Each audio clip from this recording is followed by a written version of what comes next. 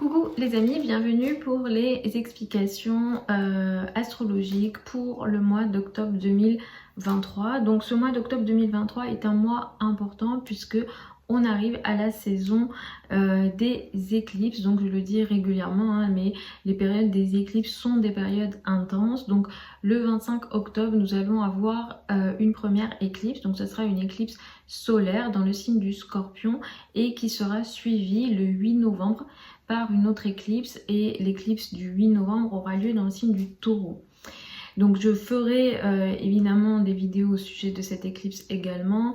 Je ferai une vidéo à part pour ces deux éclipses là, sachant que l'éclipse du 8 novembre est particulièrement difficile et compliquée. Je reviendrai dessus plus tard.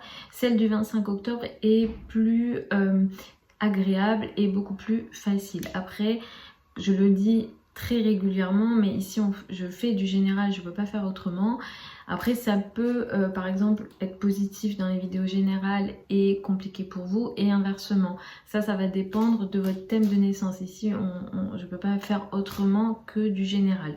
Mais globalement dans l'énergie générale, les énergies de l'éclipse du 25 octobre qui aura lieu à 2 degrés du signe du Scorpion, ça sera des énergies potentiellement positives. Donc c'est un mois qui risque d'être intense, surtout à partir de la deuxième partie, et surtout voilà avec le mois de novembre, les deux mois octobre, novembre, décembre et janvier sont aussi très intenses, mais pour d'autres raisons, je reviendrai dessus. Mais effectivement on arrive à des périodes de changement très important. Les éclipses solaires et lunaires, les éclipses d'une manière générale, marquent des changements majeurs dans nos vies.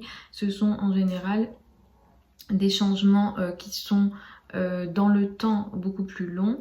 En termes d'événements, on est sur des événements beaucoup plus importants, et potentiellement on est aussi dans des énergies karmiques, des changements nécessaires, des changements qui sont voués à nous challenger et sont voués à nous faire changer ou évoluer. En tout cas c'est le but, même quand ça paraît un peu difficile.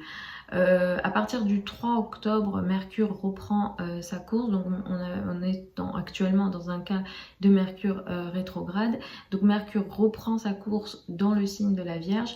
Donc les projets en lien avec la communication, les échanges devraient s'améliorer à partir du 3 octobre. Ça indique que les difficultés qu'on a eues potentiellement pendant une période de Mercure rétrograde dans le cadre des communications et des échanges, disons que ça s'atténue. S'il y a eu des malentendus, des difficultés, des retards notamment sur certains contrats, sur certains engagements, sur des transactions notamment, la reprise directe de Mercure à partir du 3 octobre devrait aider. Nous avons une pleine lune, hein, le 9 octobre nous avons une pleine lune à 16 degrés du signe du Bélier. C'est une pleine lune plutôt intéressante et positive parce que le soleil sera conjoint à Vénus. Nous aurons aussi un joli trigone à Saturne. Cette pleine lune du 9 octobre, elle peut faire prendre certaines consciences, surtout on va dire en termes d'affirmation de soi. On peut avoir voilà, une forme de prise de conscience dans l'affirmation de soi par rapport à l'autre. Le couple et la relation à l'autre sera très concerné. C'est une pleine lune qui peut nous faire prendre des initiatives, et surtout des initiatives sur le plan du couple ou de la relation à l'autre. Ces initiatives-là pourront mener des résultats plutôt intéressants dans le rapport à l'autre au niveau du couple. Et si il est question de relations avec l'autre, ce sont des relations qui sont potentiellement vouées à durer dans le temps, et on est sur des relations potentiellement solides avec cette pleine lune qui voilà, marque une affirmation de soi, mais dans le but de faire avancer une relation couple. Mais ça peut effectivement aider également cette énergie, ça peut aider les relations d'affaires, les relations de partenariat, les associations, et ces sujets-là vont être assez favorisés. Donc vous pouvez utiliser cette pleine lune de cette manière-là. C'est un mois également important pour plusieurs raisons. Jupiter en rétrogradant va rentrer dans le signe du Poisson. On avait un Jupiter dans le signe du Bélier. C'est aussi pour ça que les égos, ainsi qu'au niveau beaucoup plus mondial, les risques de guerre, le vocabulaire lié à la guerre a été beaucoup plus intense sur les derniers mois, on l'a vu. À partir de ce mois, Jupiter est en rétrogradin, après il va reprendre sa course directe évidemment, il va revenir dans le signe du Bélier, mais pour l'instant il va rentrer effectivement dans le signe du Poisson. Ça va faire qu'on va rentrer dans une période à partir de ce mois, au moins de quelques semaines, qui va un petit peu apporter du répit sur à la fois l'ego, mais on va peut-être être un peu plus dans le lâcher prise, on va laisser les choses se faire, accepter les choses comme elles le sont, et peut-être être moins voilà, dans cette énergie d'ego. Ça pourra aider cette énergie, l'empathie en général, le pardon, et aider les autres, s'entraider, l'union d'une manière générale. Donc c'est une énergie plutôt intéressante, même si c'est un Jupiter rétro, hein, on est là dans des cas où on revient hein, sur d'autres sujets. Je vais évidemment traiter toutes ces énergies signe par signe, mais on est sur un Jupiter rétro, donc même si on lâche prise, on va lâcher prise sur des sujets du passé. On n'est pas encore dans un Jupiter direct qui nous permet d'évoluer sur les sujets où potentiellement on est censé lâcher prise, ou sur les sujets dits jupitériens, c'est-à-dire les philosophies, les apprentissages, les connaissances, les liens à l'étranger, les finances, l'argent peut être également concerné ici. Saturne va reprendre sa course ce mois-ci. Ça c'est une énergie qui va être très importante. Le 23 octobre, Saturne reprend sa course. Saturne était rétrograde donc depuis quelques mois, depuis le mois de juin. Ce qui se passe ici, c'est que Saturne nous a challenge en général, c'est une planète qui a tendance à apporter des blocages. En étant rétro, il nous demande à revoir certaines situations, il va ralentir d'ailleurs certains projets. On peut avoir beaucoup plus de difficultés à évoluer. Les blocages vont être un peu plus importants, mais c'est dans le but de comprendre ce qu'il y a à changer, dans le but de ok, je veux stabiliser quelque chose, mais pour le stabiliser je dois revenir peut-être dessus. La reprise directe de Saturne à partir du 23 octobre pour les mois qui suivent vont être intéressants parce qu'on va pouvoir repartir de l'avant sur des sujets concrets, sérieux. Si je veux bâtir quelque chose d'important pour les prochains mois, c'est un Saturne qui va venir aider. Donc on aura moins de retard et moins de ralentissement sur des sujets sérieux, concrets, sur des sujets solides qu'on peut toucher.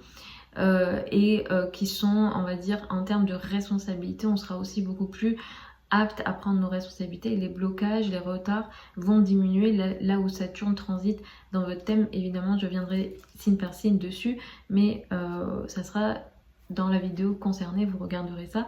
Mais en tout cas, Saturne reprend sa course, donc on sera moins dans des sujets karmiques et moins dans des sujets où on doit revoir les projets qu'on est censé solidifier et qu'on est censé, disons, construire dans le temps.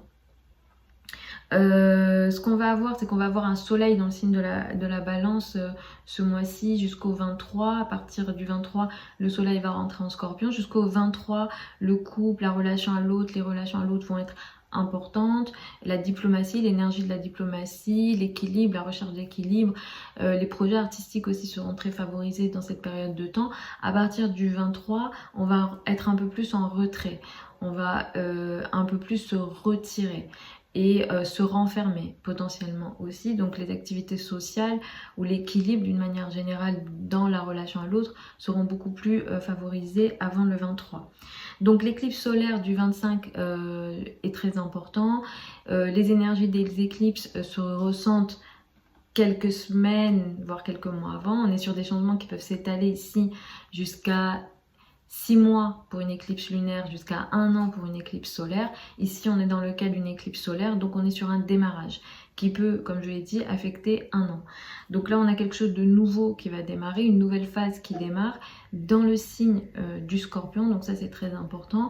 D'un point de vue beaucoup plus mondial, ça peut toucher les finances, surtout les dettes, les marchés financiers, les dettes, le marché, les dettes des États par exemple, la bourse, le domaine financier peut être très touché par cette éclipse. C'est une éclipse qui est, disons, plus positive, qui est positive et qui est plus positive que l'énergie, que l'éclipse du 8 novembre. Je reviendrai sur l'éclipse du 8 novembre, mais là, on a quelque chose qui démarre sur le plan, sans doute, voilà, des bourses, des finances en commun, crédit, dette, peut-être qu'une décision ou des décisions seront prises dans ces domaines-là. Avec l'énergie du Scorpion, on est dans les énergies de la transformation. C'est une éclipse qui peut aider l'énergie de la transformation. C'est une transformation psychologique, intérieure, et qui passe peut-être par des situations de crise. Vénus est conjointe à cette éclipse solaire, donc Vénus va aider cette éclipse. Elle peut apporter du confort, de la douceur, et cette éclipse peut énormément favoriser les démarrages et les nouvelles choses qui vont démarrer, mais dans le temps.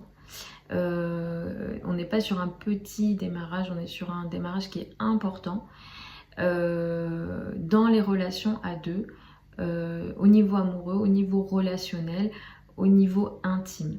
Les signes les plus touchés sont les Scorpions, Taureaux, Verseaux et Lions. Ce seront les plus touchés par cette éclipse-là sur les mois à venir. Et comme je l'ai dit, on peut avoir une énergie ici qui s'étale à 1 an. Les premiers décans sont beaucoup plus favorisés. Les premiers décans sont beaucoup plus touchés et favorisés. Et surtout, si vous avez des planètes, après il faut s'y connaître un peu en astrologie, mais autour de 2 degrés du Scorpion, du Verseau, du Taureau ou du Lion, vous serez un peu plus touché par cette éclipse-là. À la fin du mois, Mars va commencer sa rétrogradation. J'ai parlé de cette énergie à d'autres reprises. Vous avez une vidéo sur le transit de Mars dans le signe du Gémeaux. Mars transite dans le signe du Gémeaux de manière irrégulière pendant plusieurs mois. Normalement, Mars transite 2 mois dans un signe. Là, il transite dans le signe du Gémeaux et il va quitter le Gémeaux au mois de mars 2023. Et dans ce transit-là, de plusieurs mois, on a aussi une période de rétrogradation. Donc on a un Mars qui va, qui depuis la Terre, on a l'impression que Mars recule. Les planètes ne reculent pas, c'est une impression qu'on a. Donc là, on va avoir une période de rétrogradation qui va durer 2 mois. En réalité, cette rétrogradation démarre le 31 octobre. Mais du coup, cette énergie, vous allez la ressentir fin octobre, mais ça va beaucoup plus occuper novembre, décembre et une partie de janvier. Donc qu'est-ce que ça veut dire un Mars qui rétrograde là, et qu'est-ce que ça indique? Mars dans le signe du Gémeaux, en transit, déjà apporte énormément de conflits de paroles et de conflits d'idées. Il y a peut-être, j'en ai parlé dans la vidéo de transit de Mars en Gémeaux, mais des difficultés peut-être dans le milieu même journalistique, dans les milieux des communications. Ça peut toucher des problèmes avec Internet et beaucoup de combats d'idées d'un point de vue global, mais aussi d'un point de vue individuel. On peut être un peu plus belliqueux dans les paroles, les communications sont beaucoup plus agressives.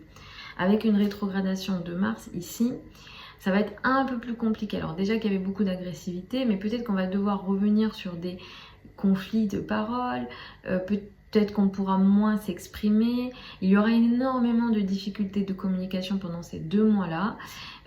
Des scandales, des informations du passé pourront ressortir. Au niveau plus global, dans le domaine des médias et surtout Internet, au niveau d'Internet, au niveau beaucoup plus personnel, voilà, on aura un peu plus de difficultés dans nos paroles, dans nos communications, mais dans nos idées et expérimenter beaucoup de complications en termes d'idées. L'action aussi sera un peu plus compliquée, il y aura beaucoup de nervosité et après signe par signe, il faudra regarder les thèmes de naissance et où cette rétrogradation a lieu.